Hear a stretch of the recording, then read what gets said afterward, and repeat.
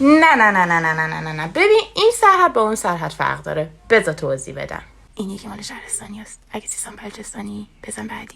ماها توی شرقی ترین استان جنوبی ایران یعنی سیستان و بلوچستان زندگی میکنیم. 2 منطقه داره. منطقه سیستان که شمال استانه، منطقه بلوچستان که از مرکز تا جنوب استانه. مردم سیستان زبان فارسی رو با لهجه سیستانی صحبت میکنن، اما مردم بلوچستان زبان مادری و محلی بلوچی رو صحبت میکنن. توی قسمت سیستان یک بخش روستا به اسم سرحد داریم. کاری به اون نداریم. ما بحثمون در مورد بلوچستانه. تقسیم بندی خود بلوچستان ایران هم چند نوع داره، ولی یکی از بزرگترین تقسیم بندی ها همین تقسیم بندی سرحد یعنی شمال استان و مکران یعنی جنوب استانه. حتما پیش خودتون میگین چه فرقی داره دیگه، جفتش بلوچستانه. که آره ولی نه.